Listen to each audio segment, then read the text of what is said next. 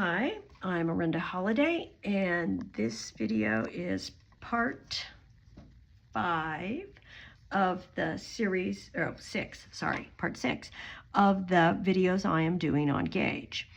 And before, if you did not watch part 5, go back and watch part 5 because I talk about rulers, and it's important that you have a good tool. If you have a crappy ruler or you're just kind of trying to fudge it, you're not going to get as accurate gauge calculations you will if you go ahead and get a good ruler. And again, this is the one I like because it has just 1/8 of an inch. And, you know, I'm kind of a math idiot, so I have to do simple things for me. Now, when I'm measuring stitch patterns, I've made my life easier because I have taken time to mark what I want to measure first. And so I don't have to sit and look at it and go, oh, where am I starting? And that's why I leave these guys in. If you come to my house, you'll see a lot of these little swatches with markers in them because I tend to leave them in. Again, when I'm using a ruler, am I going to put it over here? No, it starts right here at the edge of the ruler, and I'm going to place it on the very edge of the stitch, and I'm measuring from here to here, and it is 3/4 of an inch, 3 3/4 right to here.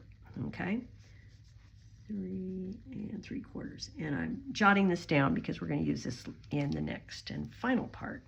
Now I'm going to measure my rows. Now with rows, this is where I notice that most students have a problem. They'll say, oh, well, that's where the row marker is. And in this case, it actually is pretty much at the top. So I could kind of measure from there, but sometimes it's in the middle of a row if you're using larger needles. And you want to make sure that you measure the bottom of the stitch in the row after the marker. And I want to measure up to, this is the row. That row is marking. I'm going to go over here, and that is 2, and let's see,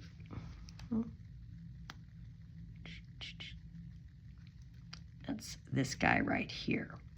So that is 2 3/8.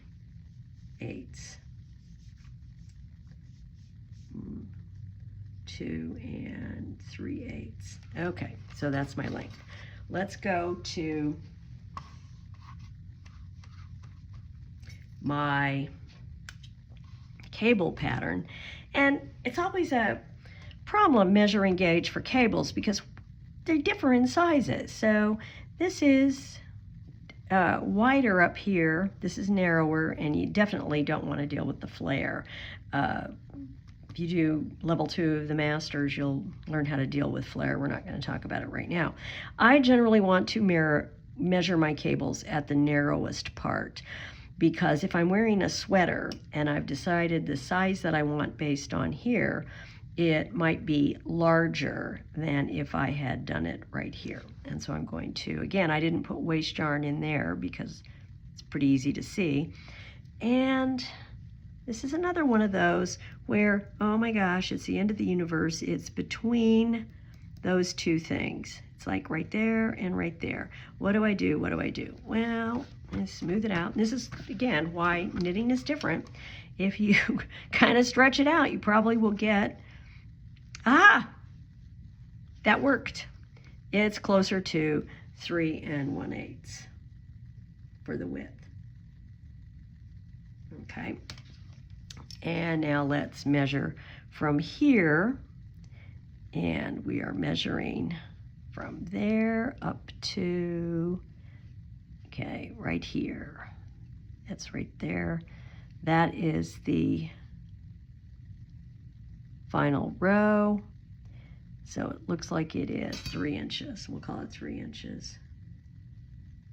Okay. Now, in the final session, what we're going to do is we're going to actually use the numbers that we've accumulated, and we're going to calculate the gauge so that you can see what we do with them, why we've gone through all of this.